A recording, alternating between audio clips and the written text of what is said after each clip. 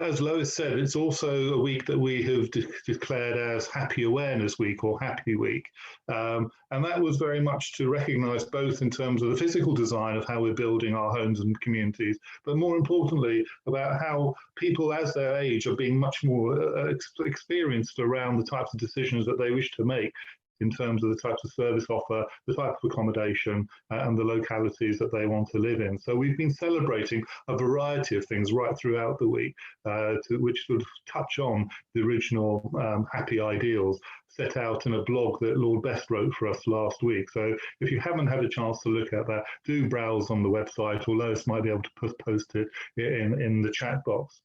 But today's sessions focus on a number of things. But this morning we kick off with leadership, and I'm delighted that Bruce Moore, the Chief Exec of Housing 21, can join us. And not only that, your recent winner of a prestigious award around leadership. So what excellent timing for you to take the helm this morning. Bruce, over to you. Thank you, Jeremy. Thank you, Lois, as well, for your introductions. That's really helpful. As Jeremy just said, this session's shining a spotlight on the importance of creative leadership and how that can have a transformational effect in our sector. In the poll that Lois put up, I put down, I know quite a bit about leadership, because I don't think, and it was interesting that no one put that they were an expert, because I think it's a topic that needs to be engaged with on a regular basis to build understanding. And I think we've all got scope to learn and talk about the importance of leadership, etc. I'm really pleased that as well as my presentation in a few moments, I'm joined by Chris Smith, who's an executive director at 13 Group, responsible for business growth, and as well as many other roles. And she's going to talk about a great day at work. And Ella Moonan Howard, a research fellow at Zinc, embedding gerontological evidence in startups, and particular focus on quality of life. And I think both of those have also played a big part in the Housing LIN's Future Leaders programme, and I'm sure they'll touch on that in their presentations as well. And so really, some really practical and some insights, hopefully, from today's presentations. As Jeremy said, I was fortunate to be, appointed as Investors in People Leader of the Year, which is a title which I feel very humbled by and honoured by, but also sort of feels it weighs heavy on my shoulders. But effectively, my view is it's a recognition of leadership throughout Housing 21. It's not a personal thing, and I think any leader would also reflect that, I think, in terms of their approach, in terms of sharing the responsibility of leadership with others.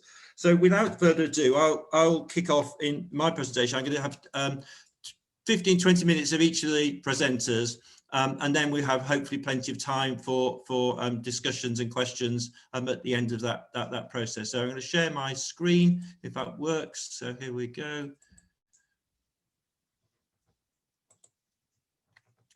So hopefully people can see that. Can people see my opening slide? Yeah, excellent. Thank you, Lois. And so here we go. The how, what, and why of leadership. So we live in a VUCA world, volatile, uncertain, complex, ambiguous, and that presents tests and challenges in terms of our leadership. We're also facing change and impact of robotics and artificial intelligence, which also questions the role of leaders and people in the organisation.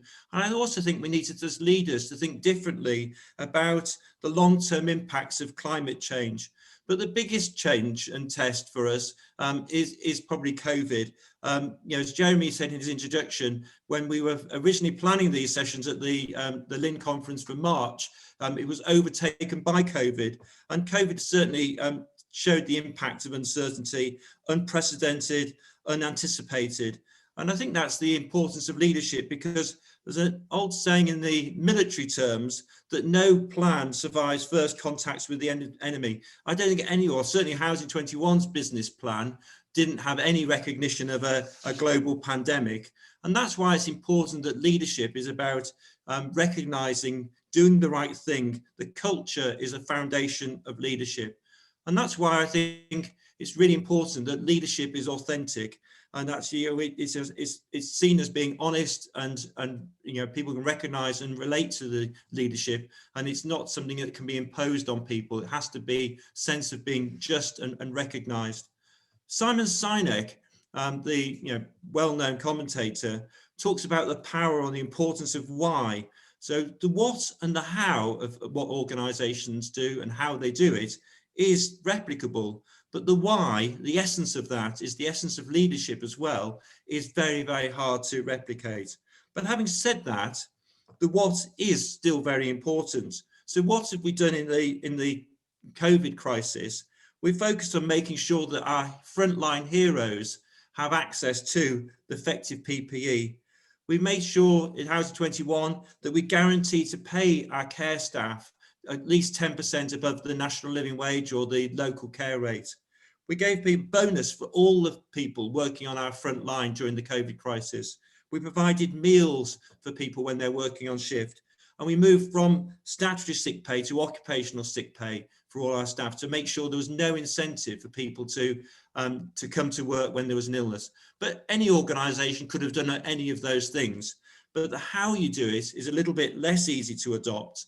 So that's about making sure we're connecting and communicating, making sure that we understand the relationships we're having with our staff, trying to take note of people's well-being and their temperature check, and making sure that that chain of trust and connection is strong and maintained through that process. But again, any organisation can do that.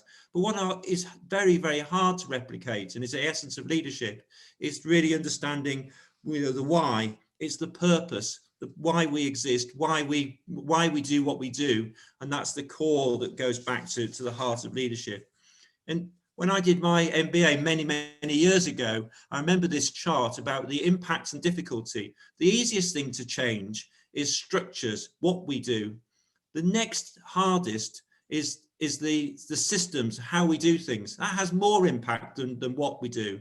But the biggest and most difficult, but the biggest impact and the biggest gain comes from the why. It comes from the culture. So why do people commit and do what they do? What's their motivation? Well, Jerry Maguire, Tom Cruise in the film Jerry Maguire said, "Show me the money." But actually, the film's message was, it's not just about the money. Motivation depends on more than money. Happiness doesn't come from winning a huge Euro millions win on the lottery, and so the Weir's there, very happy for in the moment, but it was short-lived and actually caused more problems. And Hertzberg says that money is a hygiene factor. If you get the pay wrong for people, it can be a demotivator, but actually it doesn't actually make people fulfilled in the longer term.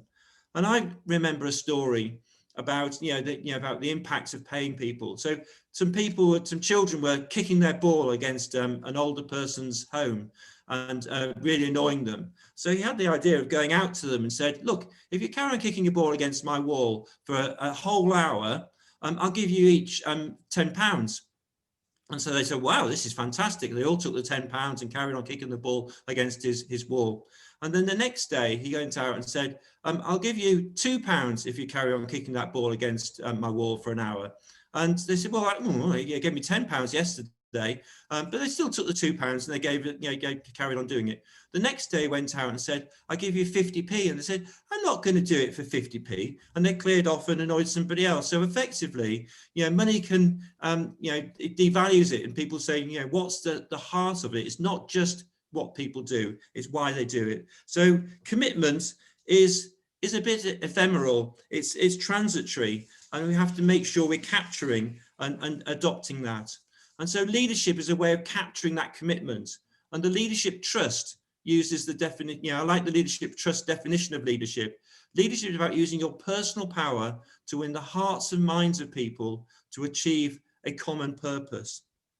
So the first element of that is the personal power.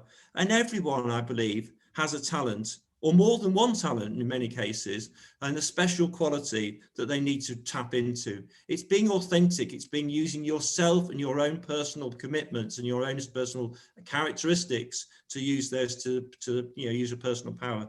And to do that is to capture people's hearts and minds. It's not just enough to have a rational, logical component there. People work on an emotional as well as a rational basis. So it's the hearts and minds that leaders need to capture. And then to achieve a common purpose. The answer is often said to be 42, which is twice 21, which is why House 21. I always find a link of 21 in there somewhere. But actually, the meaning of life, what is the purpose? Well, at Housing 21, we've tried to simplify things, but we've got 7 strategic ambitions about building more properties, maintaining our properties, finding fantastic services, putting people at the heart, having technology, value for money, and being innovative and influential. So those are our 7 ambitions. We've also got 3 principles we work with. 21 is in our name, so we want to be a 21st century organisation, modern and contemporary. There's always room to improve, so we want to be better. And we're also concerned with satisfaction. Our resident satisfaction is a key driver for us. Those are the 3 principles. We don't have values, but we do have one common purpose, which is to provide better retirement living and extra care services for older people of modest means. And that's what drives us on. But everyone has their own flavour, their own characteristics, as I said before. And so the taste sensations, sweet, sour, salty, bitter, whatever our own characteristics are, there's a 5th taste sensation that actually brings all that together. And I think that's the characteristic of leadership. And that's called umami. And umami is there's the 5th taste sensation. It almost turbo boosts each of the other 4 taste sensations and adds extra strength to that. So it's the catalyst, it's the extra, wow factor. And it's in things like Worcestershire sauce and Marmite, and there's other factors, but it's the thing that boosts us. And I think that's what leadership really has to do. So leadership is a job that's never finished. It's a job that's, continual. It's, whatever is a constant challenge, it's an evolving process. It has to be distinct and diverse, because we all are different, and it's, recognizing there are different colors and shapes and flavors of leadership, but also has to be a constant. We have to make sure, as part of leadership, is that we step up, we stand up and be unaccounted. But also leaders need to be aware. So many leaders forget that they need to recognize that everyone makes mistakes. Even the best leaders make mistakes. So we need to make sure as leaders, we mind the gap. We recognize that when we've made a mistake, we need to address that and close that gap and really, learn from our mistakes rather than trying to deny them. And as leaders, we need to be aware that we cast big shadows. So, as leaders, we reflect the fact that, we may think we're quite, ordinary, but actually other people are looking at us in every small action and behavior. It's the small things that count. Again, Simon Sinek says, it's no use telling somebody you love them on Valentine's Day. You need to be tested and assessed on that every single day. Every single action is how that's assessed and judged. So leaders need to sparkle, but we also need to get the basics right. So my final message is to be kind as a leader as well, and to thank each other. So thank you for listening to me, and I'm going to stop sharing my screen now and pass you across to Chris.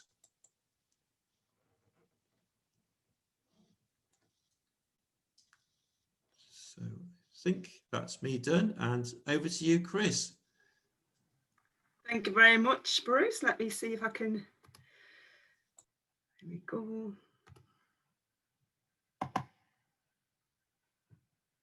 Okay, is that coming through? Can everyone see that? Brilliant. Thanks, Lois. Okay, so I just want to talk about what we've been doing at 13 to ensure people have a great day at work, because we do spend a lot of time at work, whether we're doing that physically or remotely currently, and just the journey that 13's been on to help us get to where we need to be. Just a little bit about 13. We are a housing association based in the Northeast. We've got around about 34,000 properties. Around 6,000 of those are specialists and supported. So it's a smaller but very, very significant part of our business, and something that we are growing in terms of what we want to do. And we build around 500 to 600 new homes every year, and an element of that is around supported housing. So my screen is not moving on.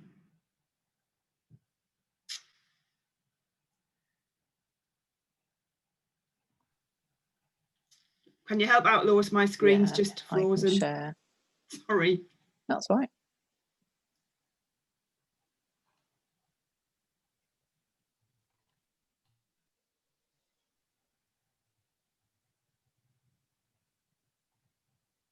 Just tell me next when you want me to. Okay, right, we've got the next one then. Thank you.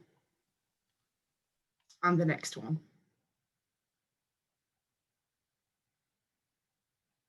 Okay, so we've got kind of 3 themes within 13. One is to offer a great customer experience to our customers, whether they are current customers or new customers coming through. Developing quality places to live, so that's all about investing in our homes and neighbourhoods. But I want to focus on today is about being 13. And I think Bruce mentioned it, this is as much about the culture of the organisation. It's not what we do, it's how we do it. And enshrined within that is how we are keeping the business safe and financially strong, how we are an excellent employee, and how we develop and retain great colleagues, because people are our assets, and unless we've got the right teams in place, then that great customer experience won't happen. So next, please, Lois.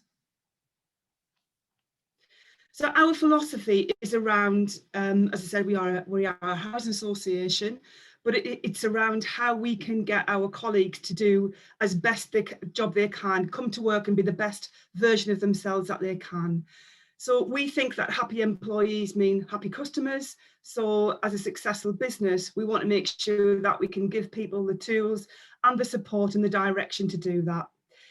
It is ultimately about being an engaged workforce. So in terms of what we've been doing over the last few years, and certainly over the last year, is around really developing that strategy around how we have that colleague experience, and people want to come to work and they feel fresh and energised and raring to go. So the next one, please, Lois. So we've come up with the concept of creating great days at work, and this is a really important piece of work that we've been developing over the last year, 18 months. And it's important that the board were involved in this, because this is very much goes from the very top of the organisation right down to everybody who's involved in delivery. So our 5-year people strategy was agreed by the board just earlier this year, but there's been a lot of development in terms of what goes into that over the last year. And we had board members who were on a working group who helped us develop the concept and the ideas. And that was really underpinned by talking to our colleagues, understanding what they wanted, understanding their feedback, but also getting some external help in to kind of take that litmus test around how the organisation was thinking and feeling. So as I said, it builds on the work that we've already done so far. It is enshrined within our strategy that's got board approval. And we have developed a set of key performance indicators where we'll measure the success of this. And that is managed and monitored by our Audit and Risk Committee every quarter to make sure that we are achieving what we set out to do. So just going through some of the key pillars of the strategy, and the first one, and this is going back now about 18 months, was to create a fully agile working environment. And we didn't realise at the time how important this was going to be, but it was certainly what we wanted to do as an organisation, and give people the opportunity to work as agilely as they could within their job role. Only come into the office if they needed to, work from home, work from different localities. So we opened our brand new refurbed office in November last year and fully launched our agile working environment. It was an interesting experiment to begin with, because a lot of people still wanted to come to the office and wanted that sense of team, of working in the office environment. Other people didn't, other people took advantage of that. And it was really interesting that there were no kind of desks, people just come in and sat where they needed to, there were no kind of team areas. And it was really interesting to see how colleagues behaved in that different environment. And it was a good opportunity to really test and challenge some behaviours that people were showing, good, bad and indifferent. So that was really important plank in our strategy, and it really got us kind of prepared for what was coming, even though we didn't know what was coming at the time. So the next idea was around giving managers and leaders really clear guidelines as to what the expectations were about how to lead their teams. So really clear about the expectations of managers and leaders, and we have that enshrined in our tier profiles for particular roles, so people know what's expected of them, and that's managed through our performance reviews. And that is about how, not so much how you do your job, but the sort of how you come across, the cultural aspects, how you enshrine your behaviours, and that really is important to us about how that's measured. We do assessments through our development centre, through our performance reviews. We haven't started the 360 appraisals yet, but that's our next stage, and we're going to come on to that soon. We also give people the opportunity to stretch in their environment, in their roles, because I think one of the things that we did find was that people sometimes find it hard to move up through the ranks and through the tiers, because sometimes it's a big jump. So this idea is all around how we can give people that ability to stretch their experience, where they work, who they work with, whether that's job shadowing or mentoring or doing training courses or whatever. Jeremy mentioned early the Future Leaders Programme through the Housing LIN. We did support that last year, and we sent a colleague through that. And she has now been promoted. She's now come to work in my team, so that's been really good for Lindsay to do that. But that kind of thing we're really keen on doing to help people stretch and understand where they want to be within the organisation. Measuring the impact of that is really important, and that's done both internally and externally. Our employer net promoter score, which is one of the key things that we measure on, which is basically, would colleagues recommend working in 13? Do they think it's a good place to work? So we measure that on an annual basis. We look at things like our trust index. I think Bruce mentioned that, around trust being very, very important to people throughout the organisation. And then obviously through our performance appraisal results. And then we are continually reviewing our processes, our approach to leadership management. And I'll come on to that as we go through the slides. So next one, please, Lois. So our talent management is really on a cycle. It's all around getting people into the business, making sure that they've got the right start in terms of that induction programme, which has become even more challenging as we're doing that remotely. How we develop our colleagues through their life course and through their career course and offer them the opportunity to do that. Managing that performance through, and again, we've been looking at how we do that more effectively through COVID and through our remote working. But it's very much around making sure that people have got the tools and they understand where they are at in terms of their own personal development. Keeping people motivated and engaged has become even more important as we are not working in an office environment. So we've done some more work around that as we've been over the last 6 to 9 months as we've been going through COVID. Obviously, recognising and rewarding people, and it's not just about money, it's about giving people opportunities, it's about giving people those other things that make them commit to the organisation. And as and when people do leave us, we want that to be as a positive an experience as possible, even if that's to do with, you know, having a review and people being made redundant. It's to try and make that experience as positive as possible. So next one, please. Just some of the things that we've introduced. So we've got Tada, which is our online rewards platform. So this gives people the opportunity to get shopping vouchers, to get discounts in stores or online. And it's open to everybody. It's free to join. And we've got about an 80% staff take up of that. And that's even more important as, you know, staff have been challenged in terms of kind of, you know, going through COVID and having those added pressures and expectations. The next one, please, Lois, is around just recognising great behaviours. So we do that throughout the year. We have our annual Brick Awards, which is our kind of talent management kind of reward ceremony, and that is this Friday. We normally have a nice big event, but obviously it's done differently this year, and various categories, and they are nominated by colleagues and they are judged by colleagues. It's nothing to do with the leadership team, it's to do with colleagues recognising the great behaviour in the teams that they work with or the individuals that we work with. We also recognise people who've worked with us for a long time, because we think, you know, that's one of the, you know, if you like working in an organisation and you want to stay there, that's a good thing. And some people have done the same job for years and years and years. Other people move through the ranks and get promoted, and that's brilliant as well. But we do recognise that every 6 months. And then we have the ability for individual colleagues to recognise our individual colleagues through our platform. So it's much as around giving that feedback. When you see that someone's done a great job or they've done something brilliant, it's about giving that immediate feedback to people. So next, please. And a great emphasis on positive mental health. And I think we were already on this kind of course anyway, but again, that's become even more important as we've been remotely working. So that's to do with making sure that managers check in regularly with their teams, that people have got the advice and guidance that they need. We introduced wellness action plans earlier in the year, and people are encouraged to complete those, so we understand what their triggers are and when they need help.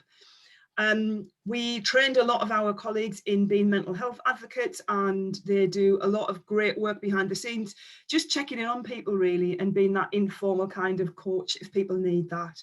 And then we've developed a wellbeing centre, which is around giving people online tools and support and self-help guides if they're needed. But again, it's very much up to people to do that if they wish to. We don't kind of enforce that on people. And next, please, Lois. So in terms of the impact, as I said, one of the key things that we measure is our employee net promoter score.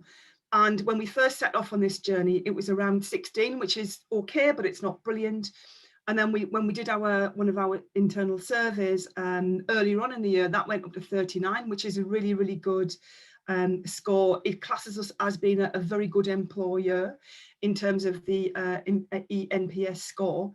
So that was brilliant, and we continued focusing on things like mental health and financial and physical well-being with our colleagues.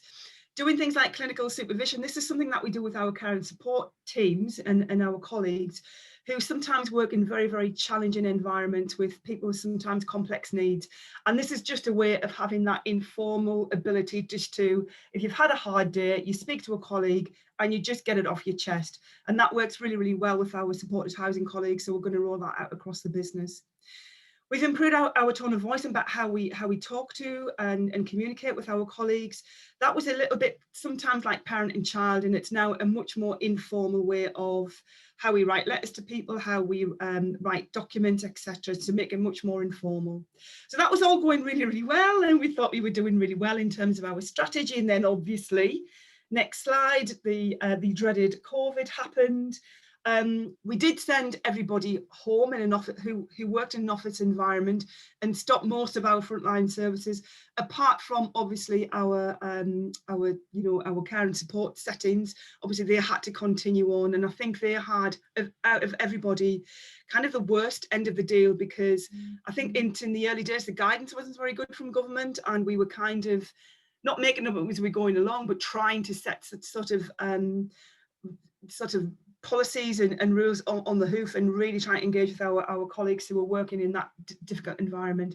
But everybody else was sent home. Obviously we already had the kit and the technology to do that, which is great. So we did kind of switch our model on delivery, which worked really, really well. We had some colleagues who were required to self-isolate, and again that was really important that we respected that and supported those people through. And now our next challenge was, so how do you do that in a remote world? How do you keep people engaged and motivated? So we, next slide please, Lois. We decided that we would do another mini Hive survey in May this year. So we come on to the next slide please, Lois. So this was to all people who were remote working. We did have some furloughed colleagues, so this went out to everybody. And we had some really, really positive results, which is very, very heartwarming for us as a leadership team. So just some of the results there. So people generally told us that they quite like working from home. There are some pros and cons. So they like the support and guidance that they'd had. Our ENPS score went up to 55, which is absolutely amazing. So we feel that we were doing something right in terms of that employee support. Great that people knew what was expected for them, even though their world had turned upside down. And we had a real focus on creating that work-life balance, a good response rate, and a really good survey result. So that was really good in terms of that immediate feedback. So next slide, please, Lord. In terms of asking people what went well for them, so as I've mentioned, people like working from home. They've got the flexibility. We encourage people to work when they can. Bear in mind, some people in the early days had childcare obligations, which is really, really difficult for them. So it was really just you focus your working day about where you can. People felt they had sufficient support. On the whole, people want to continue the arrangements, but some people do miss that face-to-face contact, which is absolutely normal because, you know, we are a people business and we are social animals at the end of the day. So we do let people have one-to-ones, walking one-to-ones if they are able to, but we're not back in the office and we're not going to go back into the office for the foreseeable future. So it's very much around managing that expectation as well. So next slide, please, Lois. Just some comments there. I won't read them out, which is some really great comments from our colleagues, which is, again, very, very heartwarming to hear. Next one, please.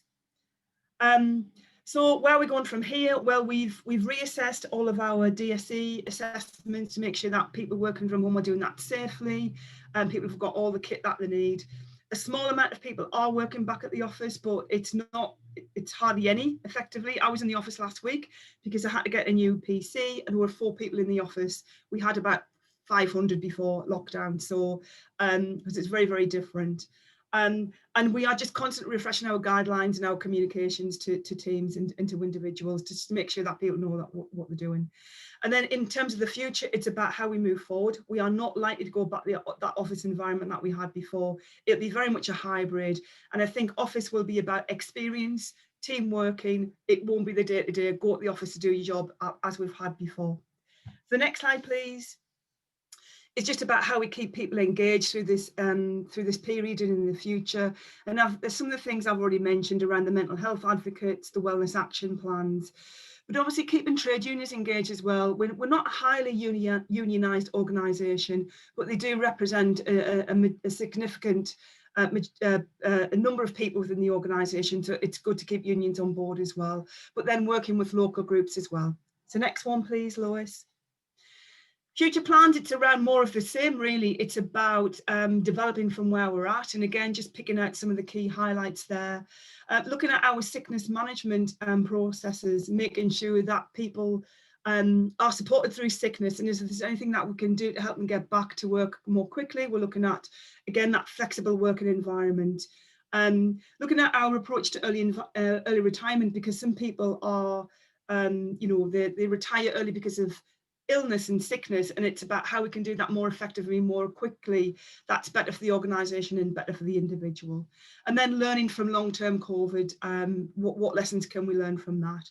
Just some of the key early things. I mean, this is not just, you know, not the only indicator of whether people think they're having a good day at work.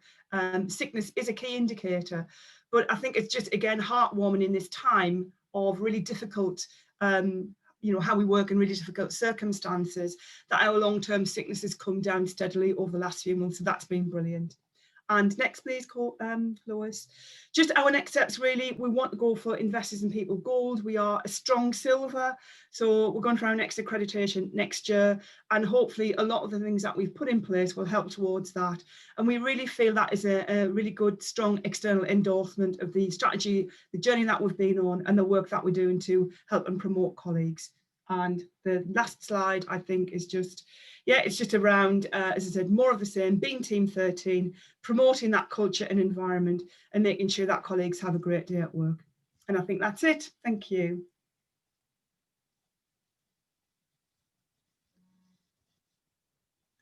So thank you very much, Chris. That was great. Really good content there. Lots of experience of, you know, from your practical experience and insights from 13. And do encourage people to do post any questions for us at the end of that process and about any aspect of that, particularly some of the challenges about working in remotely, you know, come to mind as great areas to consider. So now happy to hand over to Ella to take on the process. Thank you, Ella. Hello, everybody. Thank you. Let me just share my screen.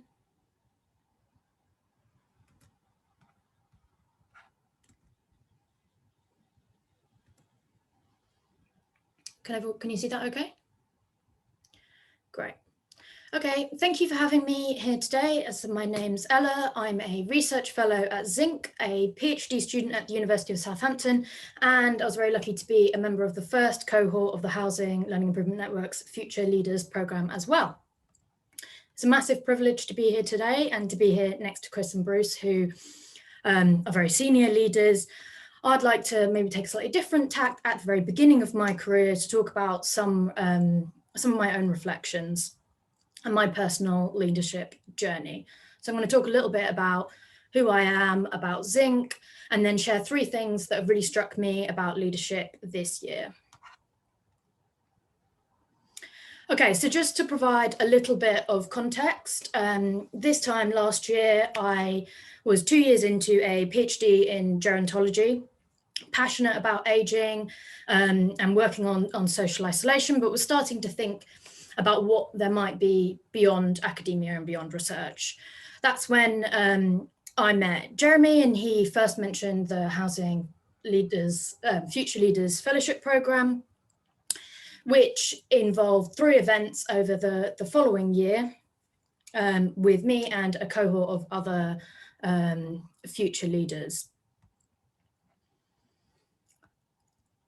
So that first event in London really gave me the opportunity to meet people who were working in different sectors, different spaces, different environments, but were all interested in similar things to me, and to have those sort of frank peer-to-peer discussions about the pros and cons of different types of roles and different type of career paths, which was really useful for me. We also completed some activities to help us think about our own professional journeys and help me reflect about the things that I maybe did and didn't like about my current role. That piqued my curiosity. So then when I had the opportunity to take a break from my PhD and work with Zinc for a 3-month internship, it seemed like the perfect opportunity to really try something different out and embed myself in a completely new working environment for a short time to see what I could think. That three-month internship then turned into a 12-month post and has completely opened my eyes to different ways of working. And I'll talk a little bit more about Zinc in a minute. But for now, that then meant that the next 2 Future Leaders events that came later in the year provided me with a space to reflect on a transition from academic working environment to the startup world of innovation, which is in some ways a million miles away. And also to situate some of the challenges, thoughts and lessons that I was thinking within wider discussions on leadership, and to learn from some experiences of senior sector leaders. Okay, so who is Zinc? Zinc work to build and scale a brand new way to solve the most important social problems. They take a mission-led approach, working across 4 social missions, from mental health to later life, and do so in a number of ways. Firstly, we run a venture builder program where people from diverse backgrounds come together full-time for 9 months to form new teams, discover unmet challenges and opportunities for innovation, and then build scalable ventures to address these. As a team, we adopt a research-led and user-centered approach, and I joined the research and development team to support founders to embed user experience and robust research methods into the ventures that they create. I came on board with Zinc at the launch of their venture builder addressing innovation opportunities in later life. And this spring, 12 brand new ventures were created with new solutions to problems from mobility through to social isolation. And over the next 4 years, Zinc plan on running 7 new venture builder programs, bringing together 70 entrepreneurs. If you're interested in the ventures that have been created and getting in touch with them, we are launching a report this Friday, actually, about our learning on the program, and I'd be more than happy to put you in touch with any of the ventures in our portfolio. They're doing some really exciting stuff. Secondly, Zinc run an academy program in which they aim to unlock the potential impact of people who want to solve social problems, but might not want to leave their current roles or start a new venture full-time. So they run a part-time program that supports these individuals to generate social change that may have a variety of destinations, from entrepreneurship to starting a charity or a social movement, for example. And as part of that, Zinc are currently working to deliver a program of support to the UKRI Healthy Aging Catalyst Award holders. This scheme is part of the National Academy of Medicine's Longevity Global Grand Challenge. And UKRI are offering grants to 3 cohorts of UK academics to translate research into social impact over the next 3 years. We're currently recruiting for the second wave of this program. So if you're more interested, then I can send you links to that. We've got some workshops that will tell you everything you need to know in the new year as well. Okay, so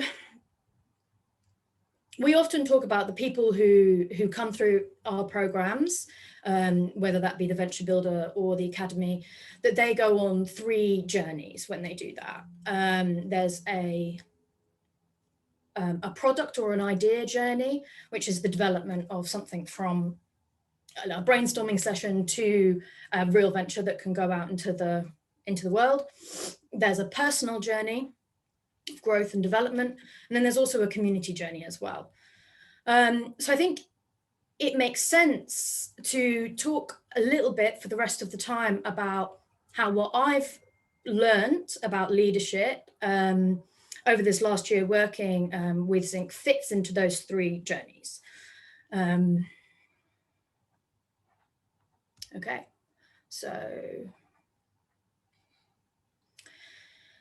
in terms of the sort of idea journey, I had heard previously lots of people talk about how something that's done or finished is better than something that's perfect, and about how you can learn from failure.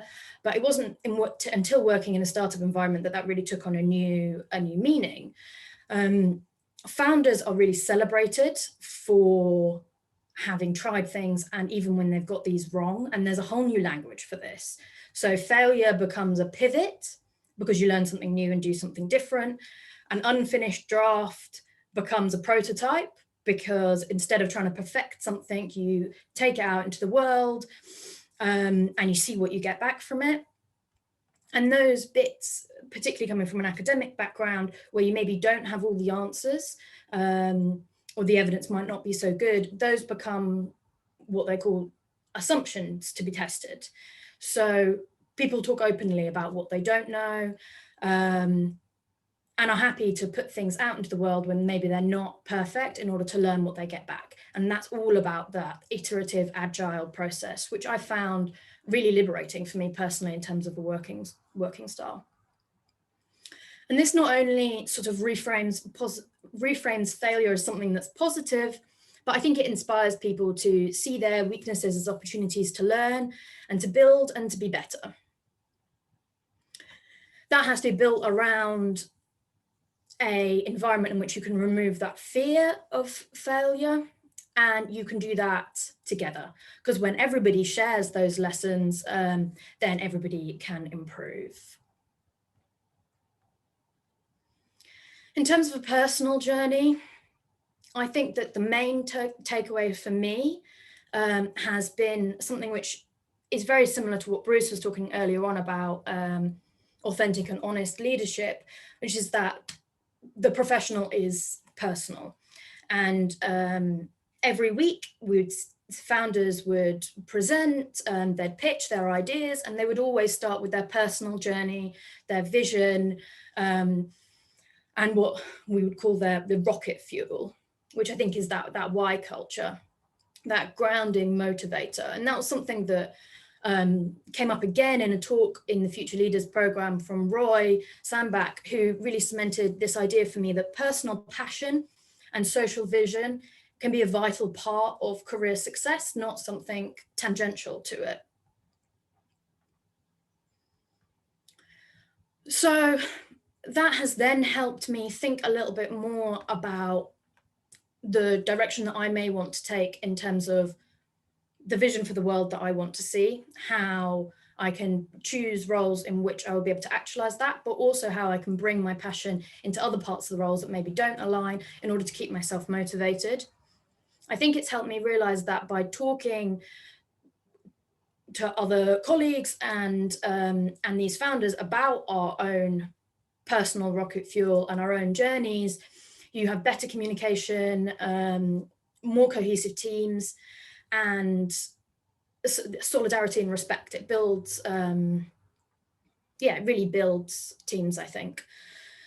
And I think there's also a spill out there that if we're talking about our own journeys and passions and motivators, it encourages people to develop a more supportive and safe environment to maybe talk about the more challenging sides of our personal lives and things that we may need support with, which I think might be important for making leadership inclusive.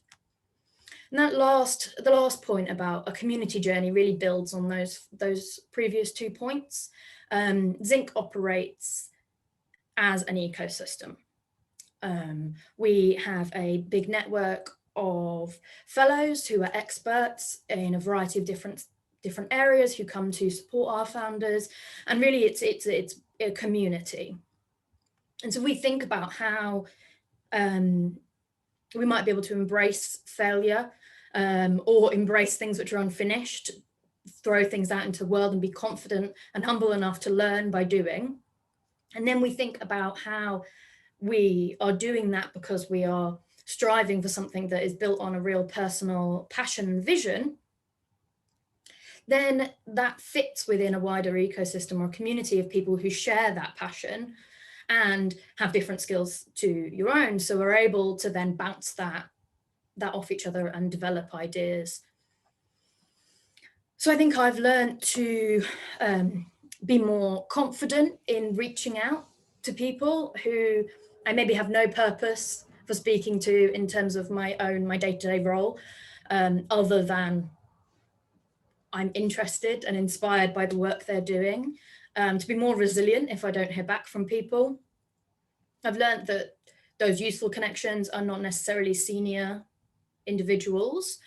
And I've also learned to really carve and value that time in which I'm connecting with others, and not to try and get bogged down in the day-to-day operations of work.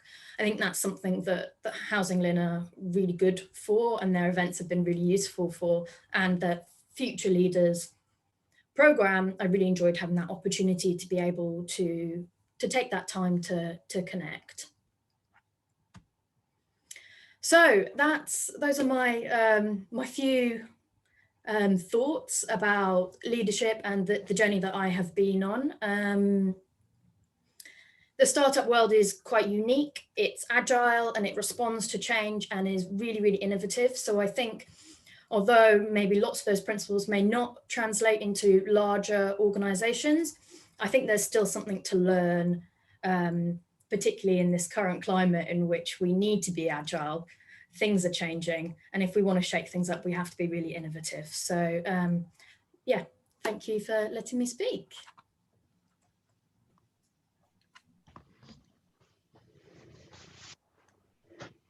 Thank you, Ella. That was really insightful, and thank you, Chris, as well, for your presentation, which was also really practical as well, and both, very, very useful presentations to have.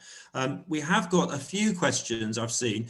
Do keep adding them as we talk, but the first one, not necessarily the first one that was asked. I'll go back to the one about diversity in a moment, but the question's been asked about whether leaders are born or made, or whether there's anyone could become a great leader, whether it's people have got natural aptitude for it. So I don't know whether, Chris, you want to have a go at that one first, and then I come to you, Ella, afterwards.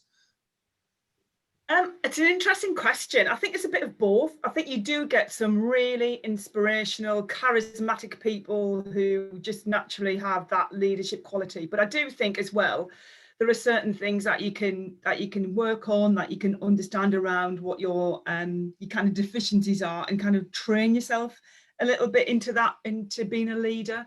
I do think it's a bit of both. And I think every leader as well needs to continue to kind of hone their skills, because leadership changes throughout the years. I mean, it's a very different style of leadership now to when I first started in my career a number of years ago. It was very, very different. And I think working through remote working requires very, very different leadership skills as well. So yeah, I think it's something that can be natural, but also you can train yourself and you can develop and grow, but you need a bit of self-reflection, I think, in order to do that, and a bit of humbleness to take that feedback on as a leader. Ella, to you.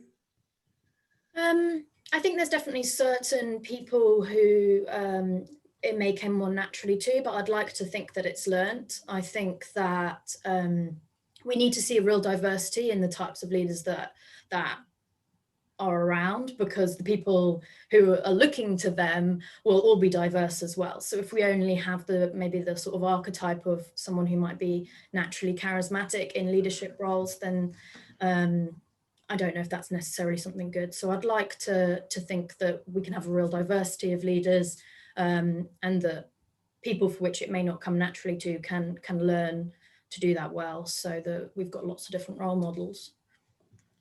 So I'd agree with both of you. I think my view is that, using that comment about your personal power, everyone's got particular skills and particular aptitudes. And I think if you're being authentic in yourself, then you'll be, the best leader you can be. Some people have got more charisma, but actually charisma's not, only gets you so far. I think it's the enduring element of being, there for people, authentic, committed, and drives that through. So I think everyone, I think everybody in any organization has a leader role. And I think it's not just for the hero at the top of an organization or a particular entrepreneur or somebody else that is that point. And that leads into another question, which is asked about diversity in leadership and about Black Lives Matter and why diversity is important. So perhaps if I have a few comments on that, and it goes back to that sense of we're all, if you only have one aspect and one attribute of leadership in an organization, then you'll only have a very narrow perspective on it. It's very two-dimensional.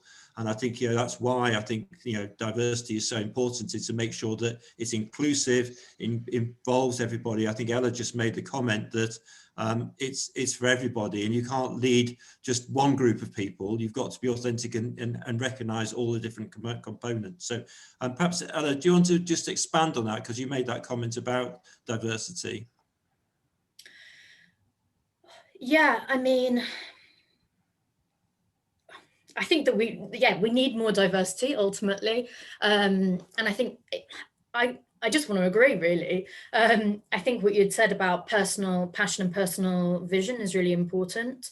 And if we're looking to think about the change that we want to see and the world that we want to create, I think that needs to be one that's diverse, and that needs to be one that meets the needs of all of the people in our society, right? And that starts with leaders that recognize the skills and differences and different needs of different people. And Chris? Yeah, you can't disagree with that. I mean, I think, we've got to be reflective of our communities and our customer base. And if they can only see one kind of vanilla kind of leadership or teams or people that they work with, then it will stop other people coming to the organisation and wanting to work in the field as well. I think certainly where we are, it's quite undiverse, in, if that's such a word, in certain areas, and it's how we can encourage more people from different backgrounds to become part of our organisation and work with us, whether that's as a colleague or as a board member. So I think there's always more we can do in that respect, and I think it's becoming more important. I think there's more emphasis on it now, which is great, because I think once that happens, people start taking a bit more notice. But I think it would be interesting to understand as a sector how we can get more diverse range of people into working in the types of settings that we work in. I think it's possibly underrepresented in certain areas, so that will be quite useful to try and understand where we can get better at that. The other thing... Can I just interrupt? I mean, one of the things we in the LIN wanted to do through the Future Leaders Programme was not to look at diversity, also to recognise that there's also age diversity.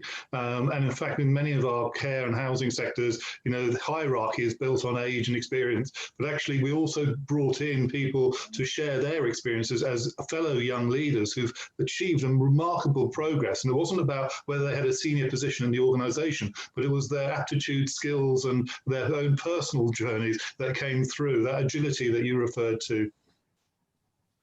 Yeah, I was just going to say, I think it's not just about creating diversity at the top. It's about having that, that flat structure in which you're valuing the insights of all sorts of different people, whether that is somebody who is maybe using a service or a product or feature, to somebody who you've spoken to, you know, in the general public at an event, or a senior chief exec or whatever. I think that that's a good way to bring that diversity of insight into the creation of something, even if it's not the diversity within positions. And I think it is important that we recognise that if we, I think Chris made the point that the world is changing, and I think we need to recognise, the importance of a changed world, and different older people are becoming more diverse in terms of their needs and expectations. We need to be responding more positive to that. And if we aren't going to adapt, it becomes our problem in terms of we haven't, recognised and embraced the diversity enough. So I think we need to set ourselves targets and tackle the unconscious bias that we present. Otherwise, we will be in our own bubble. And it goes back to my comment about minding the gap, and Ella's comment about failure is recognising our limitations at always the time. I think a good leader recognises that they aren't omnipotent and haven't got all the answers. It's about relying on other people to help provide the answers is key part of a leadership role.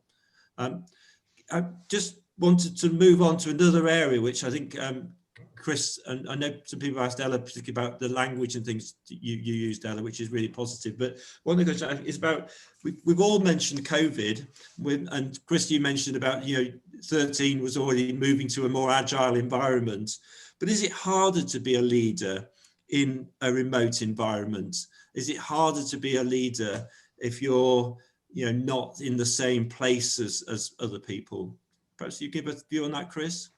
Yeah, I mean, it is a dead interesting challenge, because I think part of leadership is about presence and about people seeing you, not just not the culture of being there. I'm not talking about that, but kind of seeing people in different environments and in different teams, etc. And I think that's part of being a leader.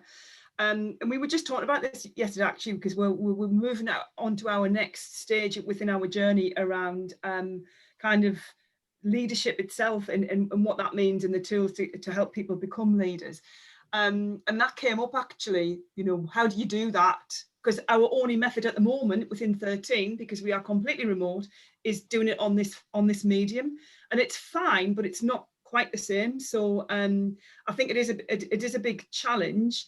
And I think it's just about making more of that effort and doing it not very, very informally as well. So we, randomly just kind of ring people and say, how are you doing throughout the organisation, that kind of thing, and being seen to be checking in, being a leader, being there, being helpful for people, being supportive. But it does throw a different challenge, and I think it's something that we're working through currently.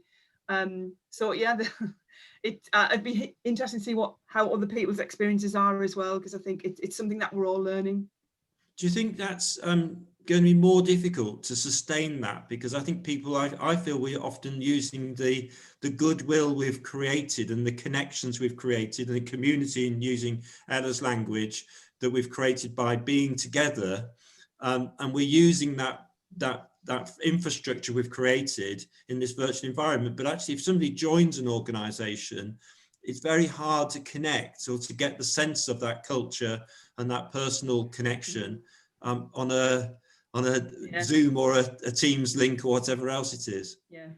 Yeah, it is. And I mean, and we are, when it is safe to go back, as I said, we're not going to go back to an ordinary office environment. It'll be very much around, you will come into the office for a team event or for a conference, or to connect, to have that kind of ability to speak to your teams and other people. So we will be doing some of that, but a lot of it will be, if you can work from home in the future, then we'll expect people to do that. We might even redesignate some roles to work from home. So there'll be a very, very hybrid approach, and that will bring about a different way of leading and managing and engaging with people. But people do like face-to-face stuff. They do like as I said, we're social animals, so we've got to have some of that moving forward. And I do feel sorry for the people who have joined us. We've had an exec director join us in the last couple of months, and coming in at that level virtually has been very, very challenging. So we have met up while we can, but it's a very, very different way of approaching a new role and working in an organisation.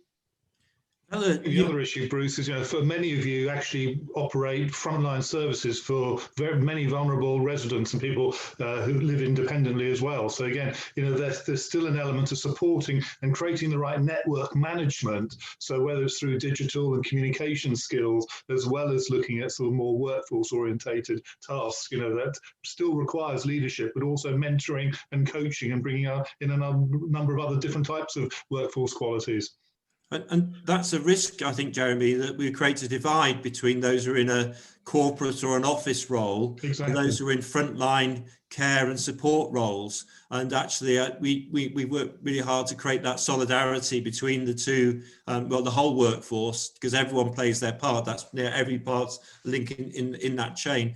I was interested, and I was going to Ella with this, in terms of the feedback on the Future Leaders programme. Talked about doing more of it virtually. I don't know whether you have a view on that, Ella, or whether part of the benefit of a programme was being with a cohort of other people.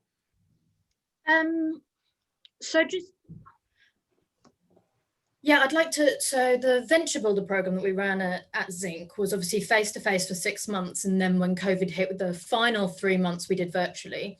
So we sort of saw that transition of a group who had become very close, then move online.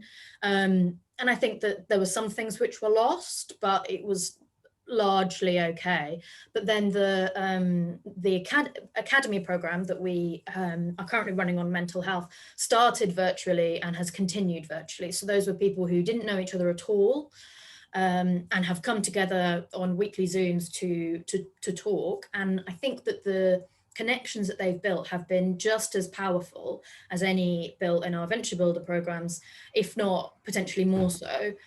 And I think that the only difference is that everyone has had to be more intentional about some of those skills that you were talking about, Bruce, about being humble and open and honest and reaching out to people. I think you have to do that more when you're online, because there's those barriers that the screen makes things less personal, and you can't rely on going to get a coffee and having a quick chat. You have to deliberately create those spaces for one-on-ones, and try a little bit harder, but I think it's entirely achievable and possible. So with that in mind, I don't think there's any reason why the Future Leaders programme it'd be different online, but I think it could be just as powerful and beneficial. So I think, Ella, you've exemplified one of the questions or comments that was made was about your fantastic use of language, because you've just put it perfectly for me there. It has to be much more intentional when things are online. And I think that's really captured it. That's really hit the nail on the head perfectly, because it is, you have to be really, clear and explicit and, doing it on this sort of medium.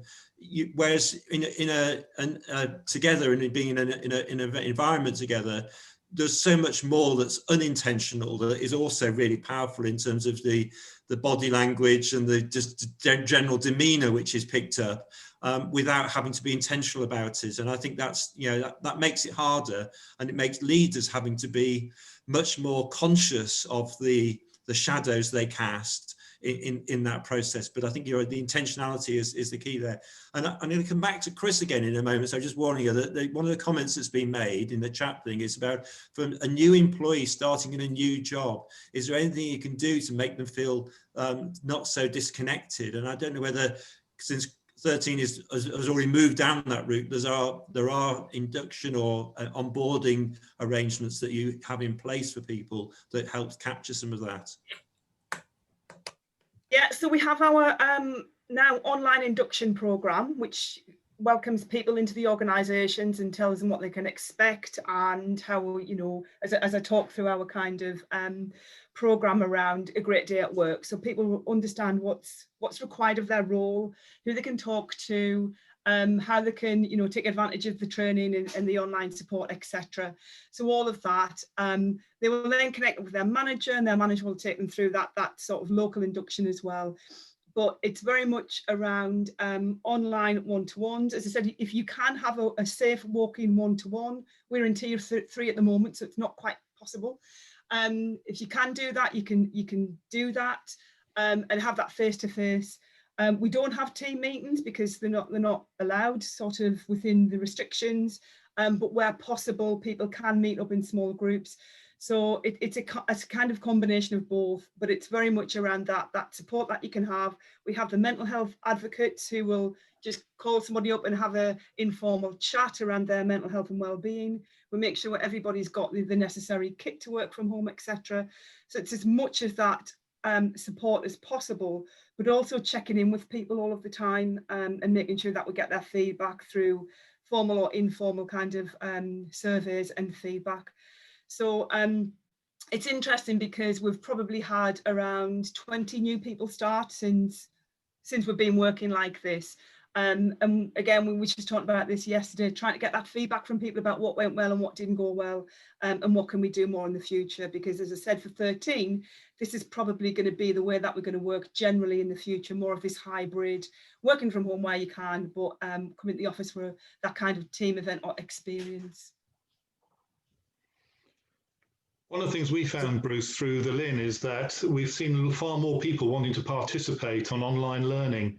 And that's both to support personal development, so whether that's through the future leaders, but also I think it's also about sort of professional growth as well, and being able to access sort of quality information and content that can support them in their organisation. And I think it comes back to what you said right at the outset. It was really about how, as a leader, you can create the culture to enable that and that ethos of learning and improvement, you know, which is very much at the heart of what the LIN does. But what we wanted to do was to identify how to support people at early stage careers who, not that they were going to be future leaders, but to give them inspiration that actually leadership is not just about getting a promotion or senior management position. It's also taking a bit more control in their everyday working lives and having the right levels of support to do that. So I think absolutely you're right, Jeremy. I think it's also that sense of, Chris made the comment about the changing environment, and yeah, we're in a very changed environment at the moment. Absolutely. But the world is changing, and people's expectations, I think, goes back to diversity. If you don't have such a rigid presenteeism type philosophy, then you and people can work in different things. So you can work around their family environments and other components there. Trust is a stronger component in terms of a more flexible working arrangement. But I go back to the other thing which take from this goes back to others' comment about intentionality. Is that Jeremy, you do your communications, your blogs, your video blogs, as it were, and I do the same in Housing 21, because actually, that communication, being much more explicit about communication. So I think one of the things, the learning I've taken from this process is the need to be much more focused on communicating, and this medium allows you to communicate to more people than perhaps you did in the few people you had chance meetings with. There may have been a more quality experience, but you can get to certainly more in that process. Good point. David, if you want to add anything to that bit of discussion, I mean, yeah, so if you're researching and doing connections with people in a different way, is that your challenges you're facing as leader? I was just gonna talk a little bit about engaging with users. I don't like that word, but that's what people call it in the startup world. People who might be using products or services, which primarily are older adults in our later life mission. And I've done a lot of work in the face-to-face world about connecting with housing associations or providers or people who deliver frontline services with those groups to connect them with founders so that these entrepreneurs can be speaking to people, learning about that lived experience and creating things which are really going to improve their everyday lives. So connecting that gap, I guess, between older adults and startup entrepreneurs. And then when we went online, in some ways that became more difficult, and in other ways it might become easier. So we did a piece of work about how we could do remote user research, and similarly be intentional about the process of creating knowledge and research in an online environment and some of the barriers to engagement with that. So I think that's one of my, I guess it's similar to what lots of you were saying about maybe the divide between service providers and sort of corporate office. My worry is that you can build a community online with people who are invited as part of that community, but can you make that community one which is really permeable for people of all sorts of different backgrounds to be engaged with, and to collaborate with, and something that's open? I mean, just on a base level, you have to be invited to be in part of a Zoom, right? And you have to have a password. And so there's all sorts of barriers there technically, but also sort of in terms of power, which I think are not particularly constructive in terms of bringing people in necessarily.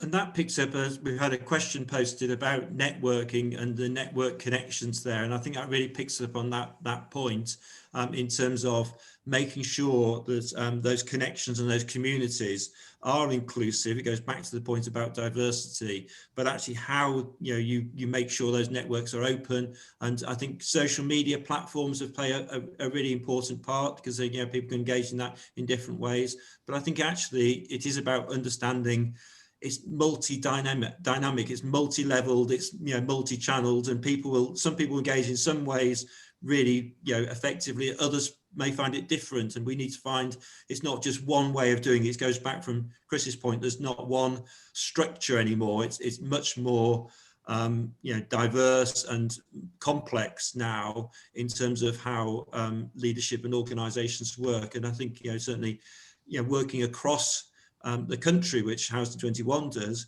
it also puts the importance of trusting and working through others, rather than it being just one person is a leader in an organisation. The whole organisation has leaderships everywhere else. And that leads me to a question that Rob Hepworth's posted.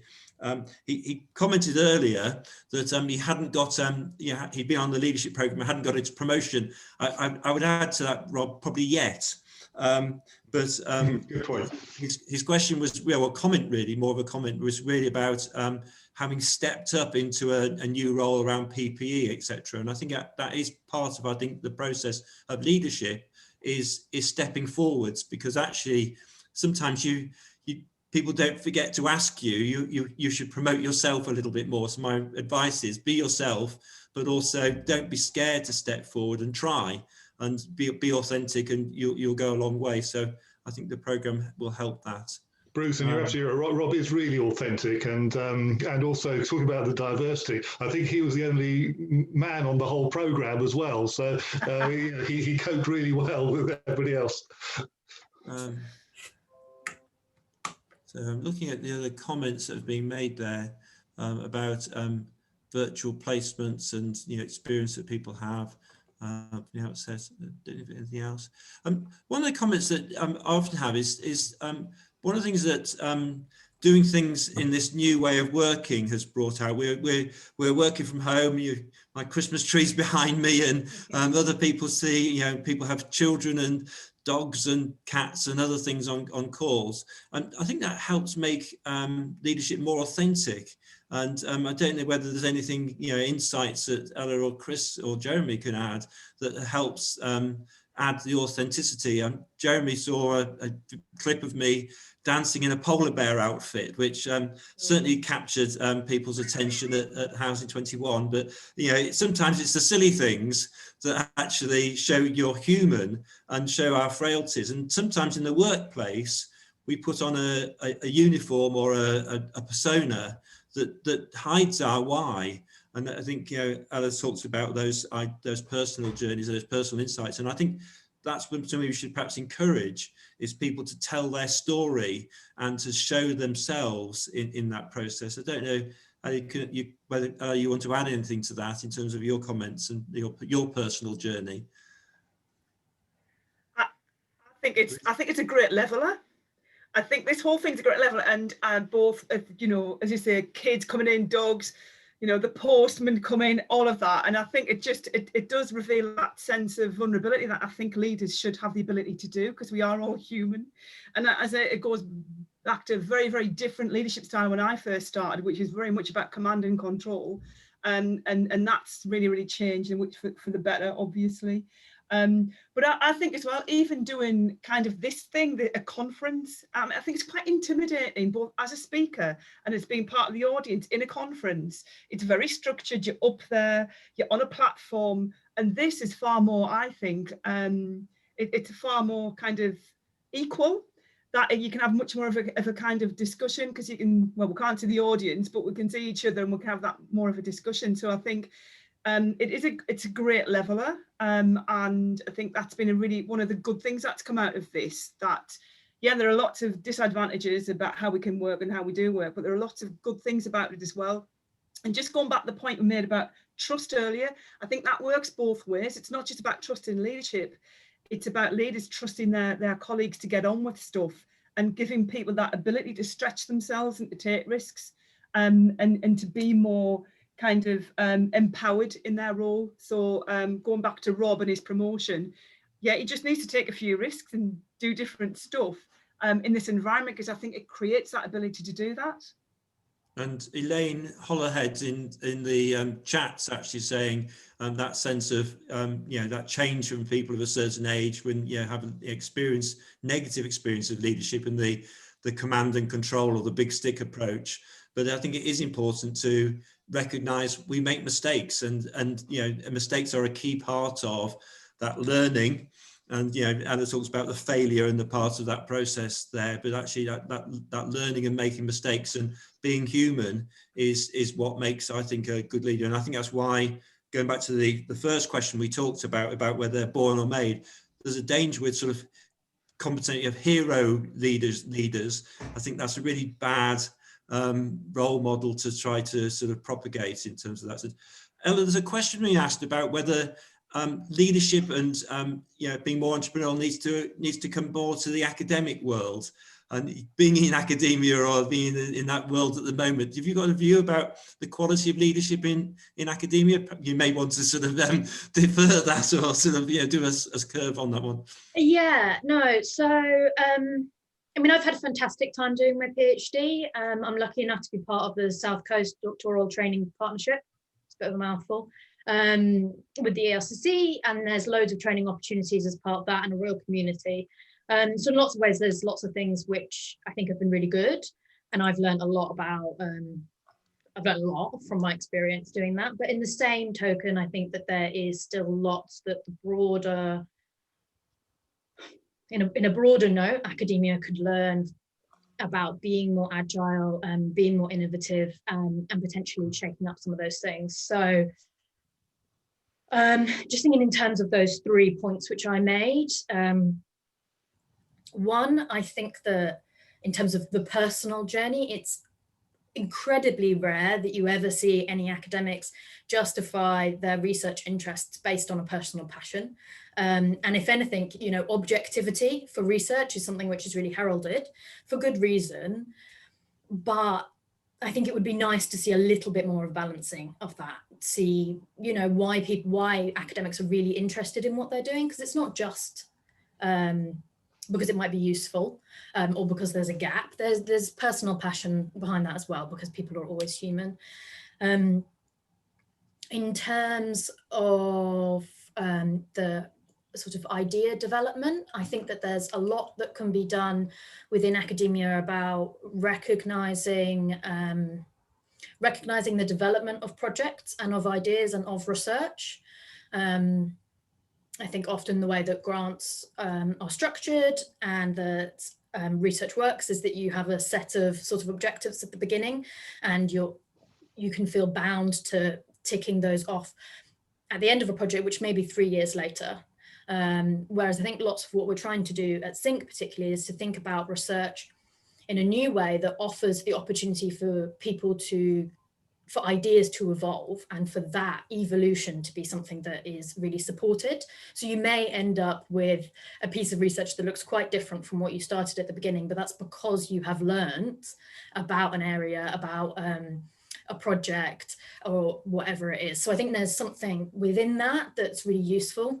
And then lastly, thinking about that community piece, I think there is some real takeaways for the academic world about community. I mean, they call a PhD defense a defense for a reason. And I think we need to move away from an idea that you're defending your work to other people. You should be sharing, and you should be inviting people to collaborate with you on that. So I think there's definitely some sort of learning points about the structure of academia more broadly.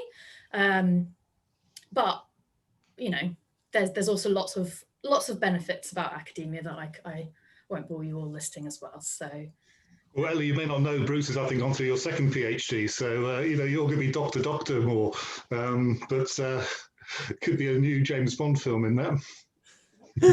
Doctor, no. Quite No more. No more.